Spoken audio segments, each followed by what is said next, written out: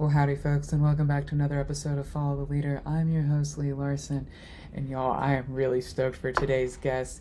Joining me is the knitting cult lady herself, Daniella Mestyanek Young. Welcome to the studio, Daniella. Thank you so much for having me.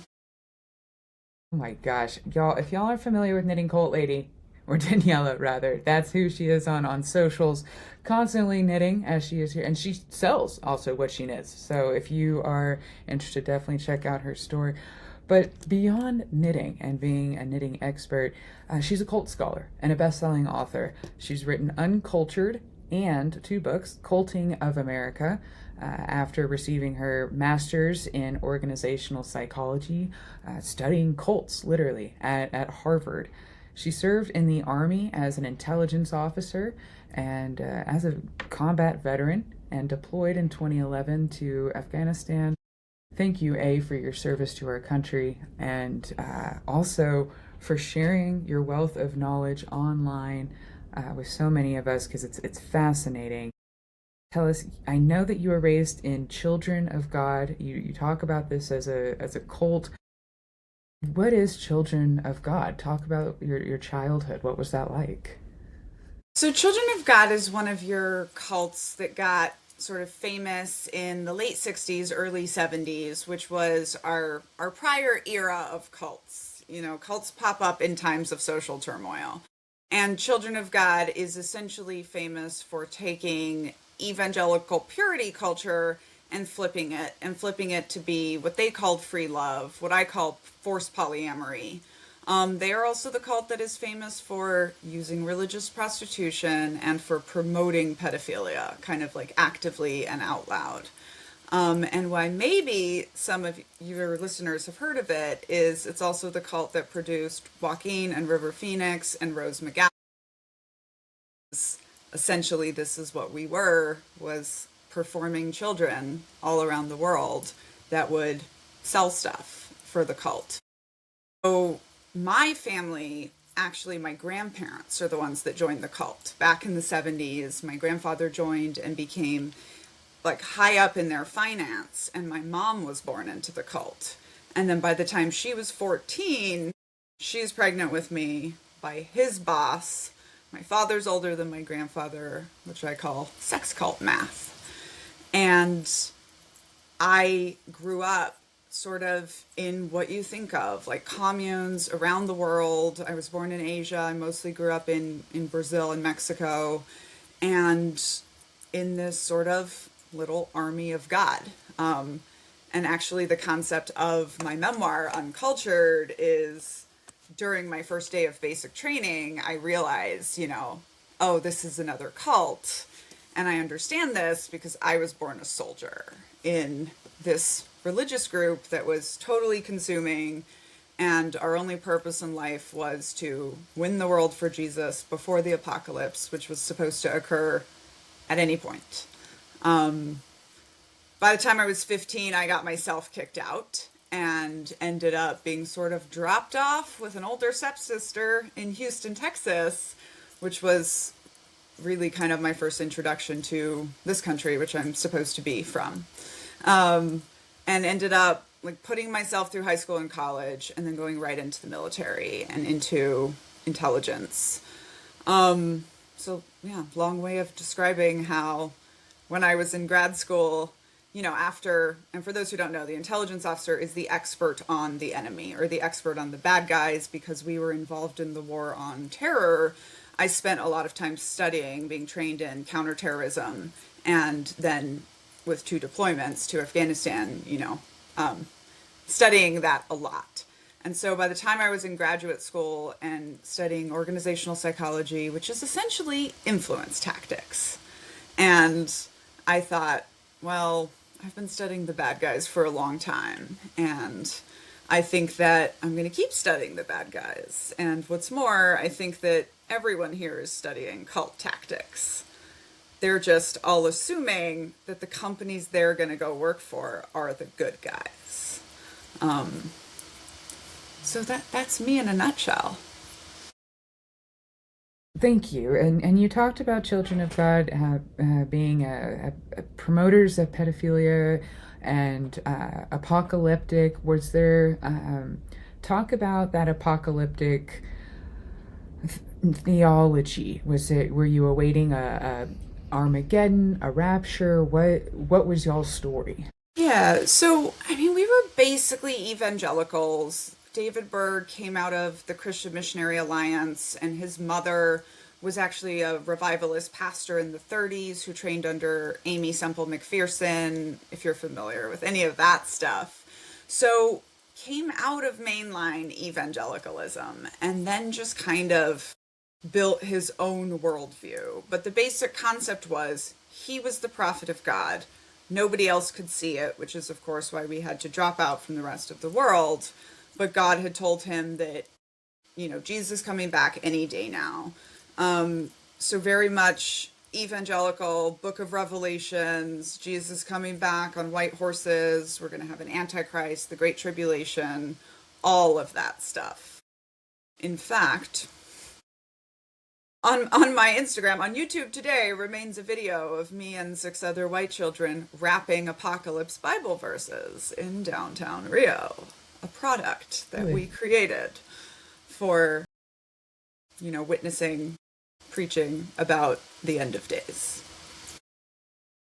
And that's a really interesting. You talk about children, and then I mentioned the pedophilia aspect of that. This use of children as labor, as property. Kind of talk about how they see children.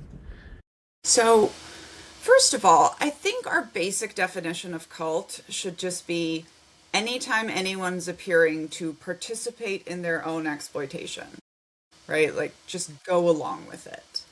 And when I tell you, I didn't really understand my life. I'd already written a book, Calling the Army a Cult, but like telling my life story, but I didn't really understand it until I heard another cult expert say cults are always about labor.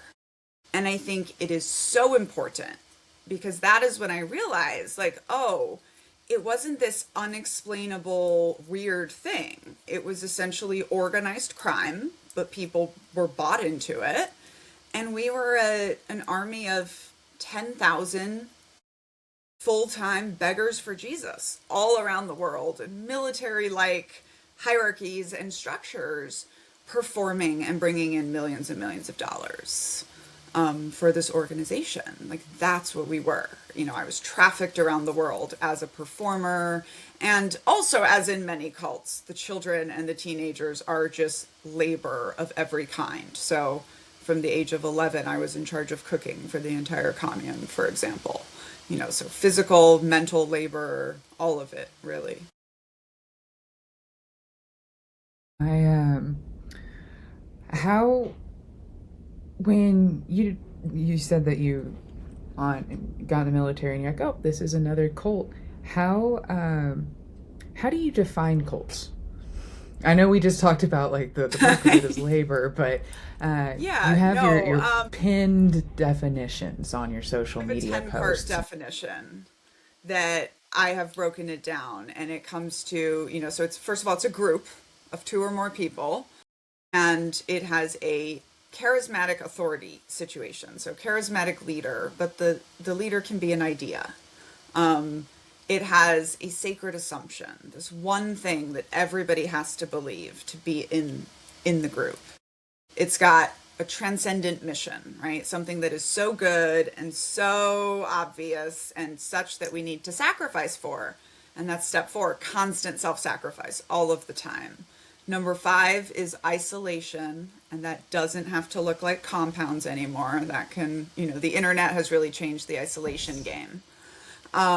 Number 6 is distinguishable vernacular, having our own language that means something to group members, but not to outsiders. Number 7, having an us versus them mentality. 8, exploitation of labor. 9, high exit costs. And 10, ends justifies the means mentality. And I know that's not a simple definition to wrap your head around, but I think that's because cults are not simple. And that is actually my second book, is a chapter on each one of these showing it to us in like real cults, regular cults that we all recognize, and then in the United States military, and then in groups around us in our culture.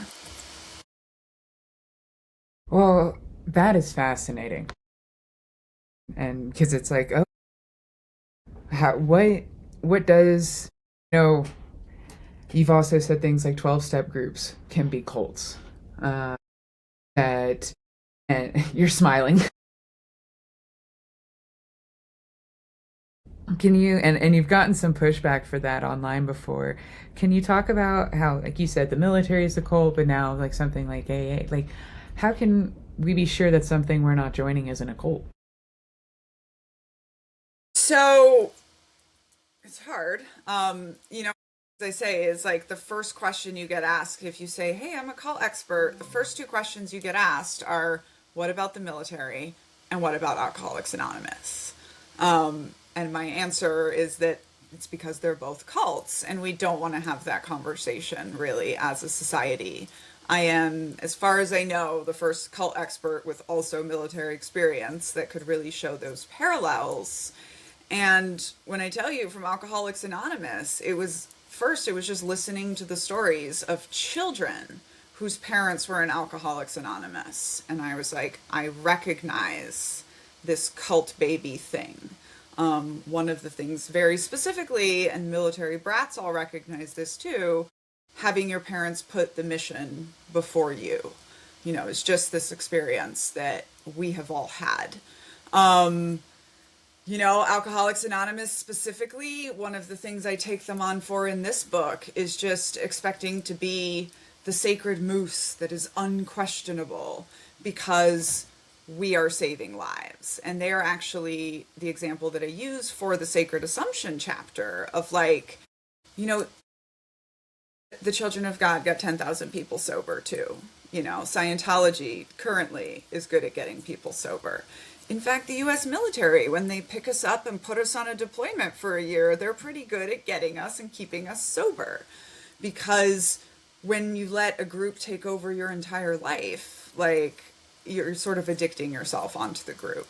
And the biggest problem with Alcoholics Anonymous is there's a lot of harm that is done that people don't have the space to talk about. And this is a similar parallel I find to talking about some of the really big cults like Mormons or Jehovah's Witnesses, even the Amish, where it's almost not taken seriously, any of the problems, because people are like, what are you talking about? They do so much good. Yeah, absolutely. Well, and that's like, uh, I was thinking about how much money behind political marketing and political campaigns, um, how so much of it is contributed to people, particularly on the right. When you think about right wing media sponsorships and media takeover, and how many people have been brought into that because like you said they weren't looking, they weren't like they were they're very sneaky. There's these things like pipelines, I think is what they're called. Is that how you define them? um, but the recruitment strategies are very concerning, at least online. Can you talk about beyond Yeah. online, what does it look like for someone to be recruited into a cult? Yeah, so that's part of how I'm going to answer your earlier question is, how can we keep ourselves safe? And one of my answers is you kind of can't. Anywhere in the space of personal transformation, you're going to be at risk for being recruited. This can be religion, this can be job training, this can be school, right? Like spirituality, exercise, diet, losing a loved one. When you're going from being one thing to being another thing, it's kind of like you're already there to change yourself. You're already willing to change yourself. And so predators can sneak in. And, I like to be really clear because we never really say it this way that there's only one reason people join cults, and it's because cult leaders build cults. It's because abusers build cults. And then cults, especially the bigger and bigger they get, tend to have recruiters. And actually one of the ways that I convinced a big serious cult scholar out there to take my claims about the military seriously is when I talk about the bait and switch. Like, recruiters are allowed to lie to you. And the first thing they tell you in Army basic training is, we don't care what your recruiter told you. Like, you're ours now, right? Like, you have signed the contract, you're in. I do not believe that anybody who joins the military knew what they signed up for. I don't really think that statement is ever really true. And you don't really know until you're months into the group. I mean, for me, I didn't really understand what an intelligence officer did in a major combat brigade until I deployed a year and a half into already being, into my service, into my commitment. So this sort of deceptive pipeline is one of the big things of cults. Cults are people often join cults by accident, if that makes sense. They're looking for a church and they find a cult. They're looking for a nonprofit and they find a cult. They're looking for a trainer and they find a cult. And then there are, especially in our country and especially in politics, there are organizations that are charity fronts and political fronts. Like the Children of God had a organization, Family Care Foundation, that ran all the way through the early 2000s in America for the sole purpose of getting government grants and for being like this front organization. A real famous one, by the way, is Shen Yun, the dance show, which is a front for a Chinese cult called Falun Gong. And the New York Times, I think last year or 2 years ago, did an article on that. And another one is restaurants. So there's a cult called 12 Tribes, and they have a front called Yellow Deli. And it's like a little hippie sandwich cafe, just served with a side of child labor and, religious coercion that most of the guests have no idea about. What about the children? How are they educated? What does it look like? Is it all Bible? Do you have what is the education system with cults typically? For children of God. It's almost always about information control, right? This is like one of the types of isolation that cults do is information control, is not allowing you to have outside books, outside music. So in the Children of God, we were 100% cut off from the outside world. Actually, we had a early founding member of Fleetwood Mac join the Children of God, and he ran a music program. Basically, we made all of our own music, performed it all over the world, and that was the only thing we were allowed to listen to growing up. We got to see some movies, but pretty rare, but that was on a whim because our leader liked movies. And our education was pretty much non-existent. I mean, technically we were homeschooled and we used a lot of the regular, Christian programs, that are used in America or that were used at the time. But definitely, and in huge part because of the apocalypse mentality, like, education was not a priority. And we were, I would say, educated enough to appear educated to the outside world. So they loved a good early childhood education. When you have a 5-year-old child who can quote King James Bible and do a little song and dance, like, nobody is really concerned that child is being undereducated and manipulated. But yeah, I mean, banned books. Like, I am a voracious reader who grew up in a world of banned books, and pretty much the only thing I was allowed was the King James Bible and the more and more incoherent rantings of our leader, who wrote over 300,000 pages of bullshit during his tenure. Yeah. Well, and folks listening, the King James version of the Bible was obviously King James, who united. Did he unite Scotland and England? But think so. He was he was one of the guys over the Scottish witch hunts. Y'all have heard me talk about the Scottish witch hunts. Um, but he absolutely used the Bible to, oh, and then also for sodomy laws, for witch hunting, for all sorts of stuff. I mean, that Bible, and it was used to be disseminated across Great Britain and stamp out pagan schools. It was supposed to, like you said, it was to teach children how to read. And here it is still to this day being used.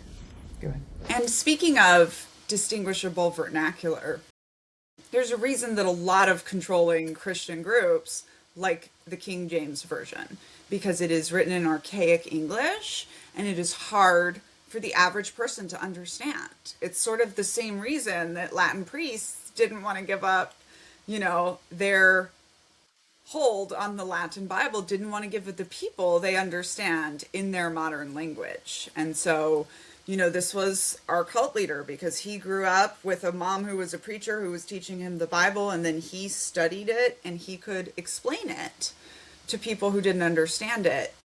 It gave him a lot of control. That's such a great point.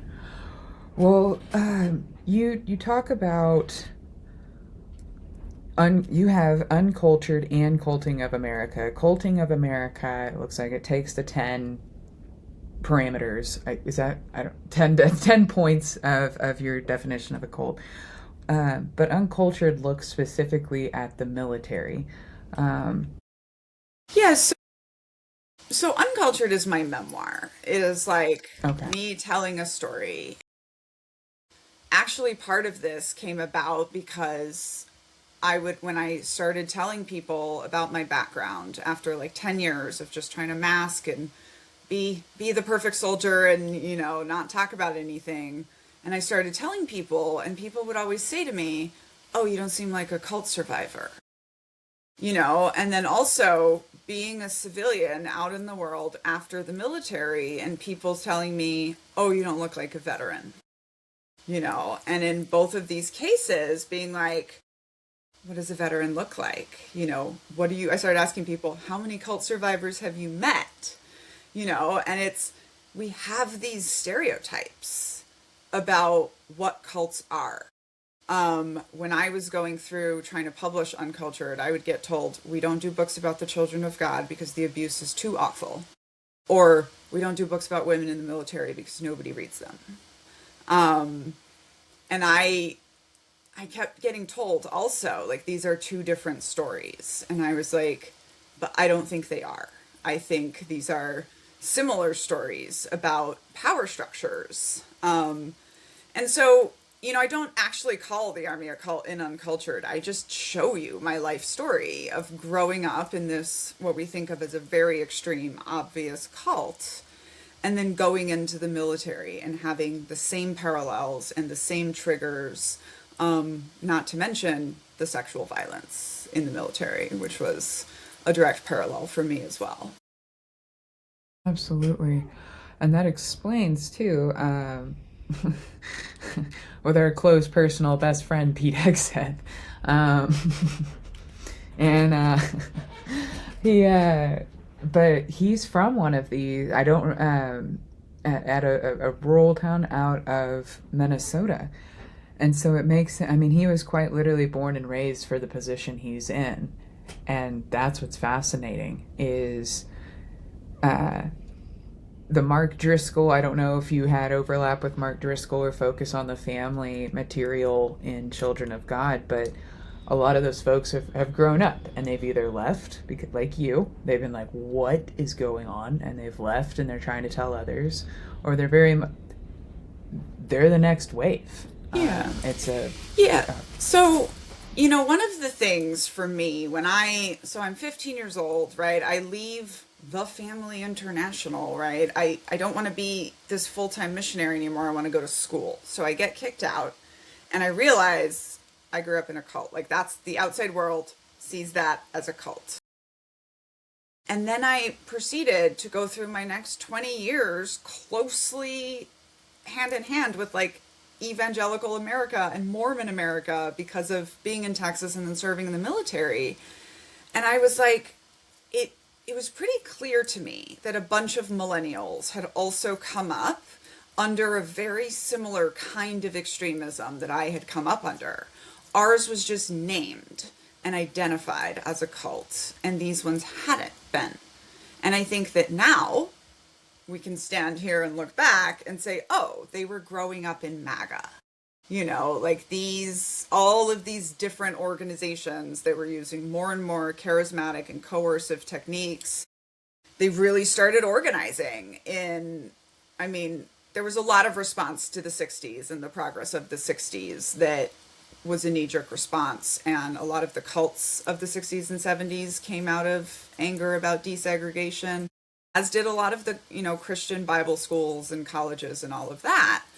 And then more and more, they're organizing under Reagan. And then, it's interesting because I recognize what Trump did because it's what David Berg did, is he showed up and he just took everyone's cult into his cult of personality. Like all these individual organizations that were already coming up. And I mean, Pete Hegseth is exactly like, this is what I was raised to be. And this generation Joshua that they call it, of raising like good little soldiers in the various armies of God so that they can go win the world for their ideology, for their Christian theocracy. I mean, Mormons have been encouraging their people to join the military forever, and it is very much not a niche thing anymore, I feel like, to have this extremism upbringing and have that having effects on people's lives.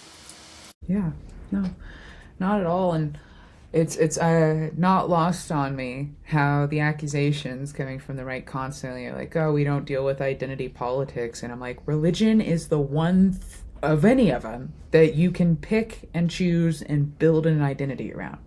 Like, the one choice in terms, you know what I mean? But I don't know if I'm saying that correctly, but... Yeah, I mean, it was... part of why the military was hard for me is because it's so religious. And it is so specifically Christian, and in my opinion, it was like evangelical recruiting, I mean, every boss I ever had told me I should take atheists off my resume. I know that sounds strange to civilians, but our religion's on our resume in case we die at work.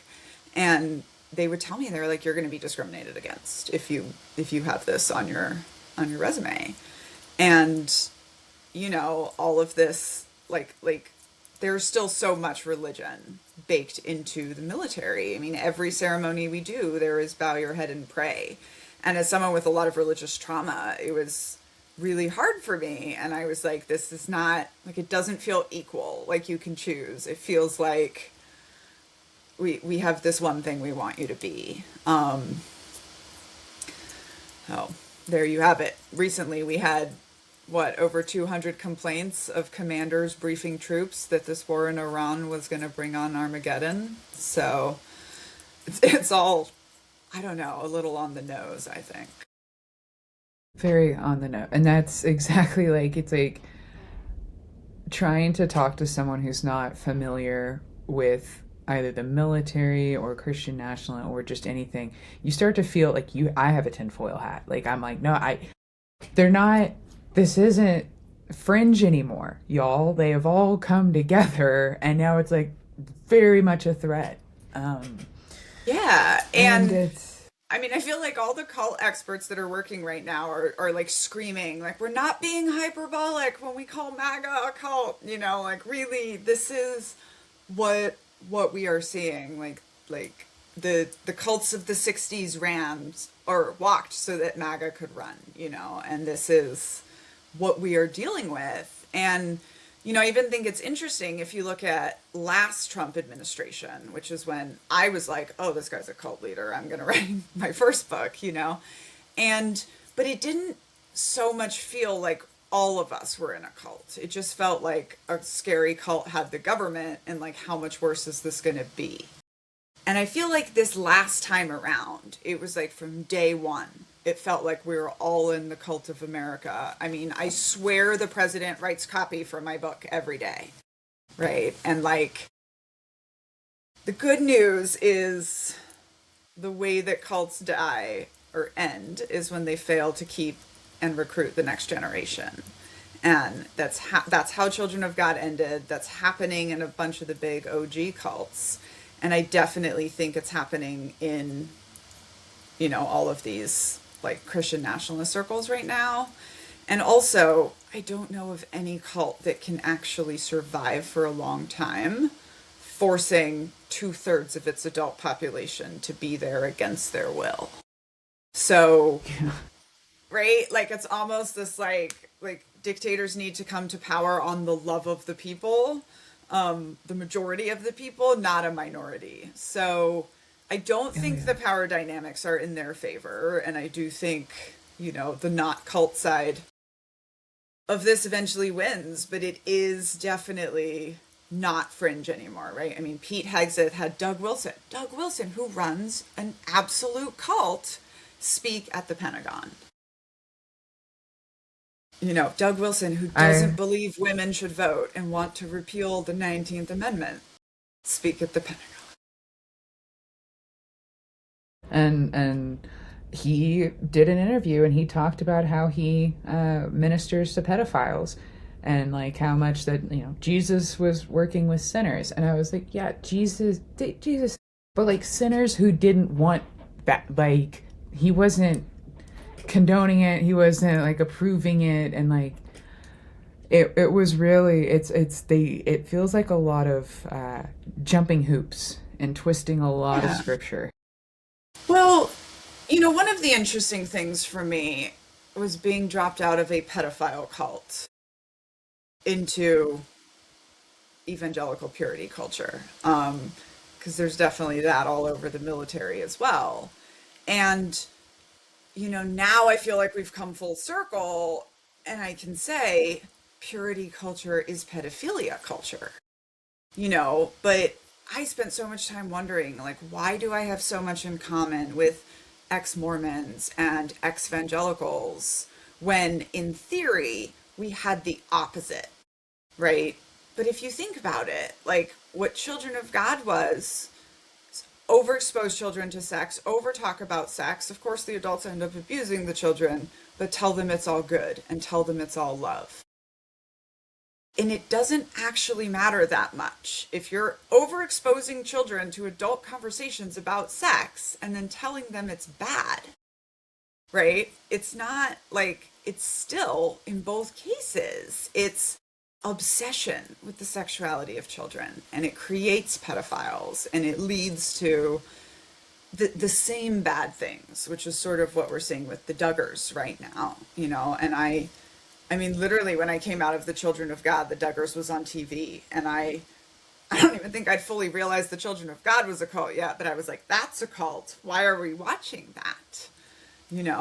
And it really is just like the way I explain it now. It's like purity culture is the other side of the coin of pedophilia.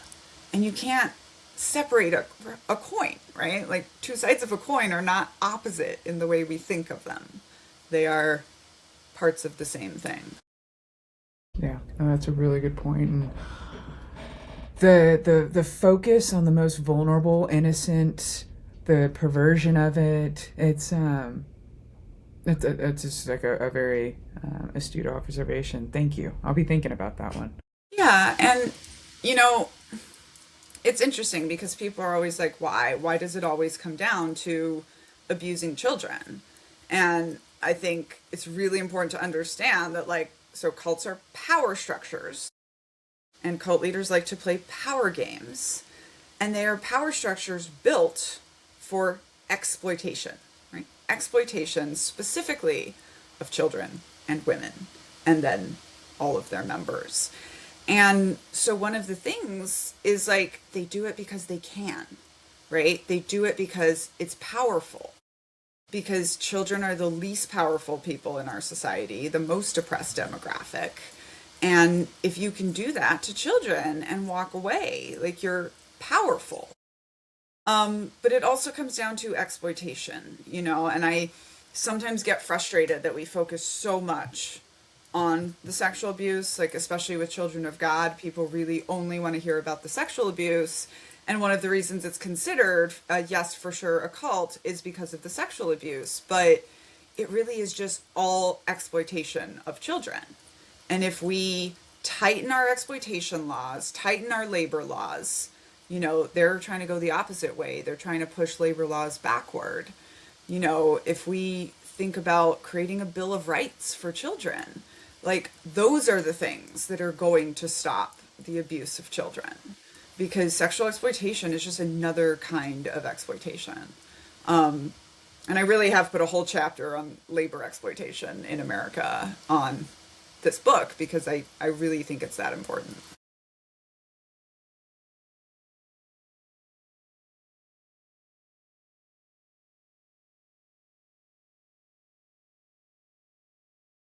Necessarily, like, could you argue it like as a pyramid scheme too? Like, is there yeah, like it's Yeah. just And pyramid schemes or multi-level marketing, as we call them commercial cults these days, like that is what it is. And cults are cons, and part of why people fight so hard against realizing that a thing they were involved with was a cult or did cult damage to them is because it's very, very difficult to convince somebody they have been conned, right? Nobody wants to believe that. To this day, my grandfather runs the money for the Children of God and has lost his entire family, his kids, his grandkids, and 50 years of his life. And he, it would cost him too much to actually realize the truth. So he's invested in not waking up, if that makes sense. right, right. And you brought over you talked about this idea of cult and state cult in Hexeth, and I don't know if you can see it, but for Battle of the American Mind and American Crusade, two of Pete Hexeth's books, he really talks about the Roman state cult. Like, he loves it. He likes the idea of Rome and like the imperial, like the whole culture. So you talking about like we really are in a country, a cult of country, is very And intentional. It's yeah, so two things really, really relevant here is that our tech overlords have been studying cults forever and actively trying to build cults, right? Like, yeah, they'll call them good cults, right? But copying cult leaders and cult tactics. And that is built into America. We don't, any of us, I think, realize how much Scientology has impacted politics and government and kind of like every part of America. And then you have the Christian nationalists who have essentially decided that they are so committed to their Christian theocracy that they will do anything, even burn down democracy, right? And so they have been going toward more and more authoritarian styles of leadership. I mean, you have these people that supposedly hate communism, but they're worshiping Putin by the late 90s and in the early 2000s, right? So sometimes the left, like, they don't understand. They're like, why would they choose this? It's bad for America. It's bad for democracy. But they don't want democracy anymore. They want a Christian theocracy. Pete Hegseth wants a religious crusade. And these are the people that have been put in charge, And I always say, like, regular people, not in cults, if you hear about an apocalypse, you're probably working to stop it, right? That's what all of our disaster movies are. But like evangelicals, they're not afraid of the apocalypse. They are prepared, right? And obviously not all evangelicals, but evangelicals who are in apocalypse groups, right? They're prepared. We wanted the end of days to come in the children of God because that was when we got to do our thing. I describe it a little bit like how soldiers want to deploy after all of that training and preparation. You like want to go do your job and do your thing. And so it's hard to understand if you don't realize they actually don't care about the survival of the world or the nation as we see it and as most of us Americans feel committed to it, part of which is freedom, right? And they've left freedom a long time ago. They're not scared if you say they want to repeal the 19th Amendment, because most of those women don't vote already. They're already living in these mini Christian theocracies in their homes and in their churches. And they have been marching in organized step to get the rest of the country under that control as well. That's a great point. I was reading recently how Palantir has been funding articles in the Christian female women's magazine Evie about the dangers of birth control and IVF. And it's not like presented by Palantir. It was that someone else connected the dots. But yeah, this so by the time we talk about they're coming for birth control or they're coming for women's health care, people said no, they're not. No, they're not. And I'm like, that yes, they're working hard today, but they're planting seeds now for exactly what you're talking about. That you've already built and shaped a world to where they think birth control is terrible and awful anyway. Not even it could be for religious reasons, but they're playing the whole science thing. Look at how much it's changed women's, and it's very concerning because they really are playing the long game. And I want folks to know that they are playing a very long game here. And this is kind of what's been frustrating for me being on the left is people are kind of just waiting for this savior to come. The amount of times I've been asked, when is the military going to step in and save us? And I have to tell people, never. That's not going to happen. I really think our parents kind of slept on Phyllis Schlafly defeating the ERA and how organized these religions are. And one of the fights I used to have in the army, I would always be like, hey, why can't the atheists all sit together on Sunday and have free time and eat donuts and get to know each other when y'all get to go to church and do that, right? And it's this concept that religion and religious organizations are not just about religion, right? They are about community, they're about mission, they're about purpose, they're about family, they're about providing all of these things that drive us. And, I have been as guilty as anyone of making fun of evangelicals for getting together 5 nights a week, but they're organizing.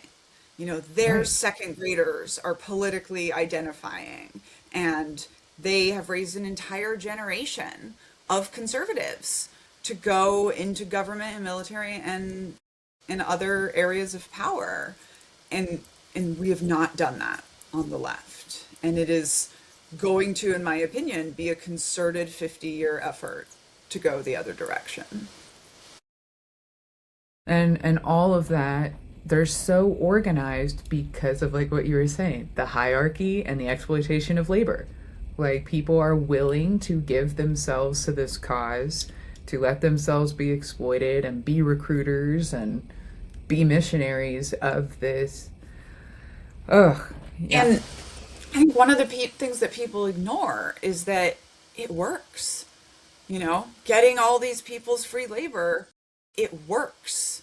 I have a cult book club, and we read this book about a little cult in the middle of Arizona, and they, to this day, have the best chess academic wins in history, at least in American history, with basically no schooling. And it's because, and he says this in the book, he's it's because no regular adult would think it was okay for children to dedicate that much of their youth and their childhood and their education to chess, And so it is unfortunate that the extremism works getting people to vote for Jesus works. Getting people to bond over hatred and fear works. And that's what we're up against is I always come down and say it's like it's harder to get people to bond over love than hate. And Yes. I I love that on the left we're trying to do a different message for every person and we accept everyone, but that side is culting better right now and it can be really hard to beat a cult when everyone is marching in lockstep together.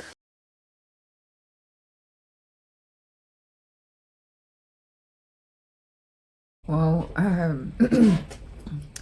I've been watching your content for quite some time, and I know that you probably repeat yourself over and over. You're like, folks, what do you not get? um, that that idea of a savior that you're talking about, that is the kind of concern on the flip side on the left, because whoever does come in, um,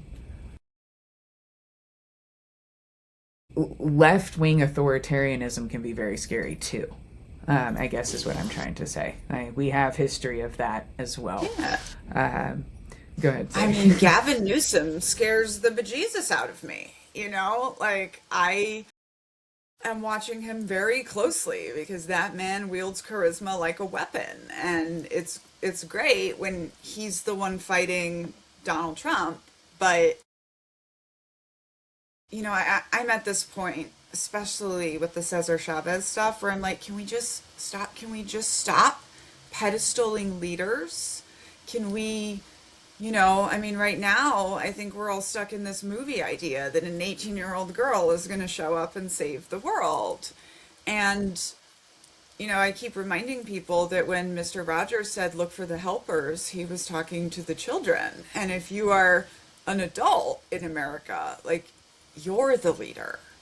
And I also think that maybe it's good that there's no identified leader on the left because we really need to have some class warfare in this country, like a popular class solidarity movement. That is what we haven't had. Our revolution set that off all across Europe, but our rulers made real sure we got into race conflict and stayed there for all of our history. And the times we have gotten the closest after Reconstruction, the leader got assassinated, and then a different leader took the country the other way. And then sort of the same during the civil rights movement with both JFK and MLK. And now I'm going, but this uprising looks like a true popular movement. The people just do not want to go along with it anymore. And that's what we need. But, as much as I've written about groupthink and mass movements, I don't know what that trigger point is going to be. But I do know that America cannot be ruled by force. And so at some point when we decide like this is not the government we're going to have, like we're going to be able to change it. But it really is this lack of organization and lack of knowledge even on the left of like how our government works, how our country works, how these power structures work and run under everything. Well, as you look to the future, I know that you said that you're already seeing cracks, how there's already a lot of flags that this movement is uh, fracturing. You've also, I've watched one of your videos talking about how JD Vance isn't charismatic enough to take it over, which is so funny. No, yeah. So, first of all, cults of personality basically don't pass down, right? They basically don't. They almost always fracture. And even the ones that seem to have successfully passed down, I think have just been the beginning of the end. So I do really think that like when we get the big beautiful burial, the fracturing that has already begun in MAGA is going to really take over. But that doesn't mean like the Heritage Foundation is going to go away, right? That doesn't mean that all of these other organizations that are under here are going to go away, you know. But the good news is when a cult leader dies, it's usually Game of Thrones. You know, I haven't, there's just nobody who is going to be able to do what he's done. You know, it took them, how many years has it been since Reagan, to find someone that could do this. And certainly Shady Vance is not going to yes, he'll step into the presidency, but he's not going to have the power over MAGA.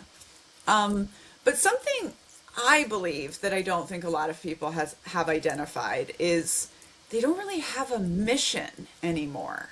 You know, I think MAGA's transcendent mission was drain the swamp, right? He was going to bring them their apocalypse, rain down political apocalypse on their Democrat enemies. He was going to perp walk the Clintons and the Obamas. He was going to pull thousands of little white children out of cages where they were being held as sex slaves, right? And the one thing that truly surprised me in this administration is when they came out so early in the administration and said, no, we're not going to give you the Epstein list. And then his mask dropped and he showed his people how much he hated them. And I kind of think it's been bleeding out since then. And I think there's an even interesting parallel here with the military and the war in Iran. I don't I do not see how Donald Trump is going to convince the modern day military to go put people on the ground to die in Iran. There's no mission. And it takes an incredible amount of propaganda and missionizing and all of this stuff to get people to be willing to go over and fight and die. And I don't think any of it's working. So Yeah. I think it Yeah. is getting crazier and crazier as this massive cult is bleeding out kind of all over our country. But I do not think they have the power they're projecting, and I do not see this really going well for them. And I think this is kind of true. Is like progress always wins. You know, freedom always wins. People don't really like living under oppression and coercion, and so it's never just over. You know, there's always more ways to fight back and push back and resist oppression. Well, this has been an awesome conversation. This could have gone on for another hour. I am so thankful for your time. Can you show us like what you've knitted so far? Oh, Yeah. So I'm making this blanket, and I actually had an angry knit-in protest recently, and I had people from all over the country send in granny squares, and then we got together in DC and we made blankets, and then we marched on DC. So, anyways, I'm using the leftover squares to make a blanket for knitting cult admin's new baby, and it's kind of like made by the whole community. So the front's going to be the little frogs with the stuffed eyes, and the back's going to be the fuzzy. So it's going to be like a tummy time blanket, not a blanket training blanket, to be very clear. well, you have such a good heart. Thank you for Yep. putting love into not only what you knit but also into your platform because it comes through that you care, that you're passionate, and that you really want to, like you said, call out bad guys, hold bad guys accountable. And You I know, and let me tell you, I've identified this one thing, which is that I think the bad guys are all the same in this one thing, and it's the reason that they lose. And it is failure to listen to the intelligence officer. Because the intelligence officer is here to ask you, what if you're wrong? What if you lose? And they all, it's so interesting because they all study each other. That's how they learn how to do it. But they all think they're the one that's going to get it right. I right. call it sampling the Kool-Aid. Donald Trump truly believes that he is the best leader of all time, and he's going to show people one way or the other. And so it's interesting. I always say I'm going to understand cult leaders the best and the worst, because I study bad guys and I just see the same patterns of how they lose. I don't see this like, oh yeah, you're gonna get it right. So that's the Yeah. good news.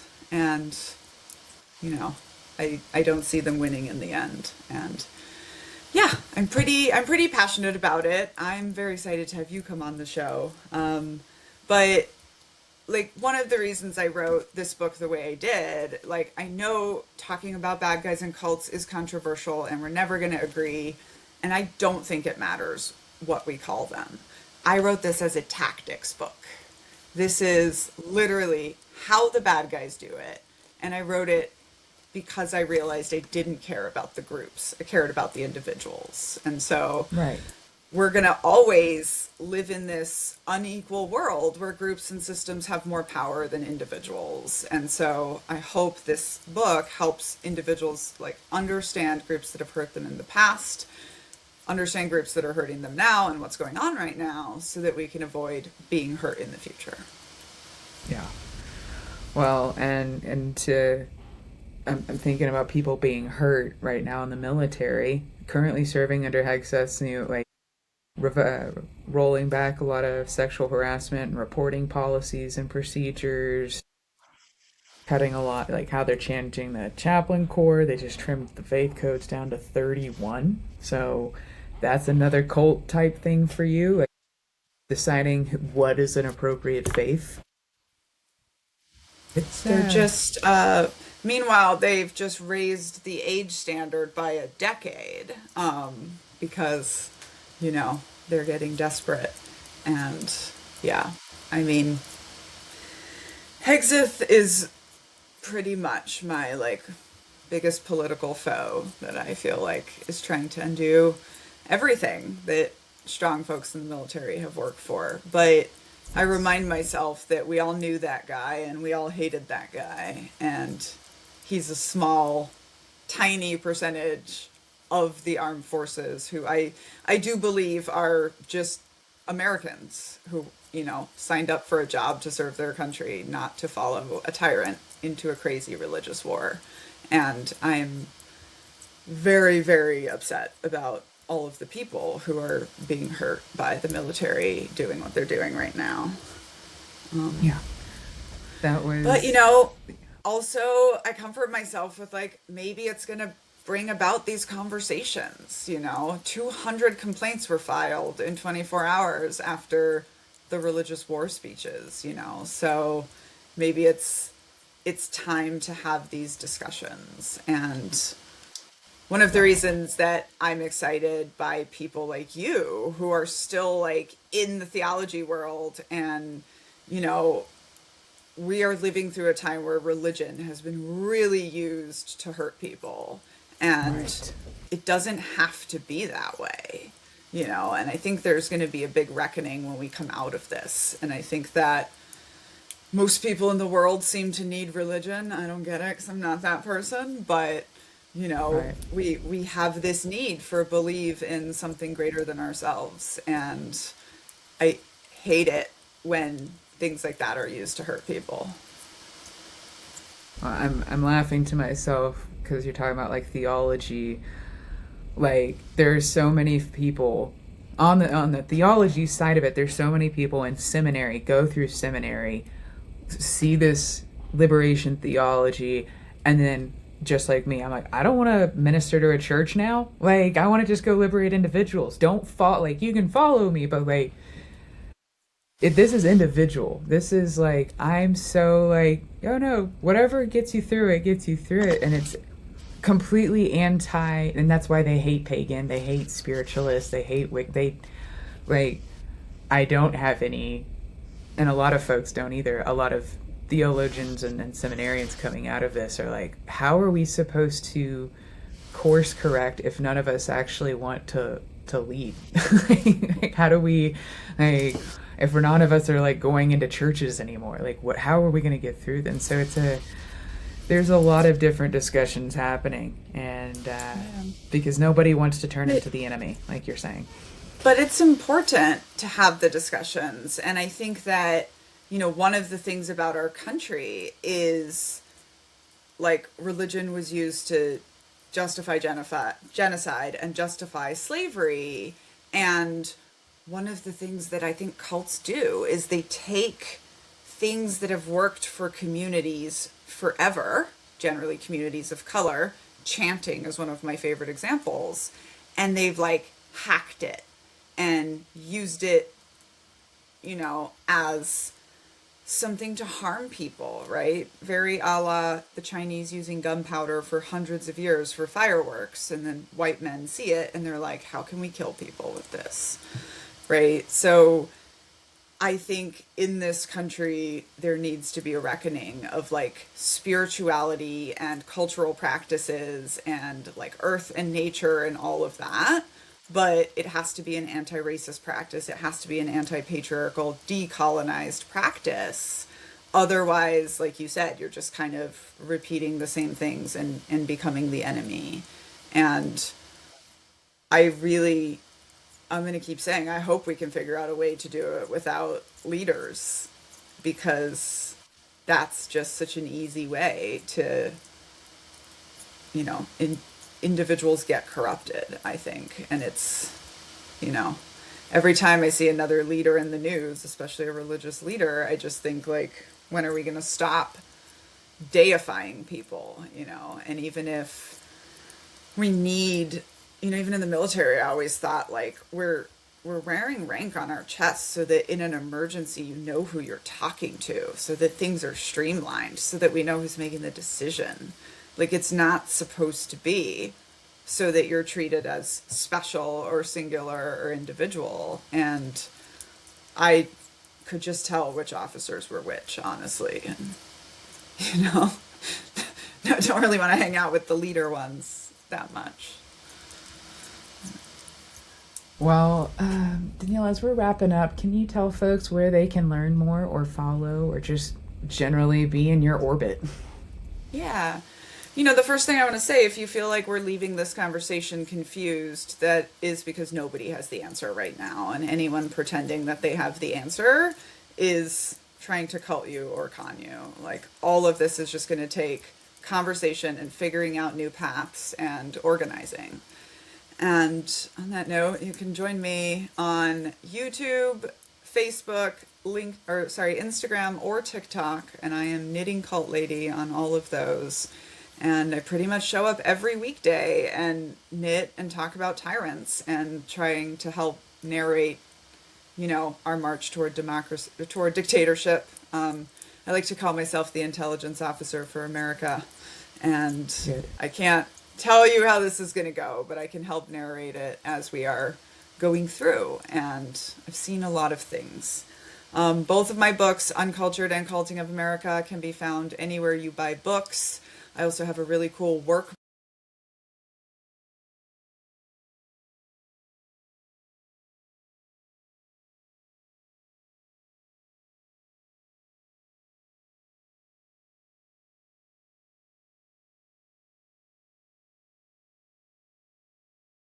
Y'all should definitely check Daniella out. And that's a Knitting Cult Lady. And of course, so many different ways to learn more and be in her orbit.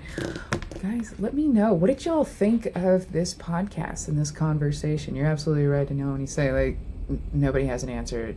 Don't let anybody tell you. But I want to know, what did you think of this topic? Please let me know in the comments. Don't forget to like, follow, subscribe. You know the drill. Otherwise, my name is Lee Larson. This is Follow the Leader. See ya.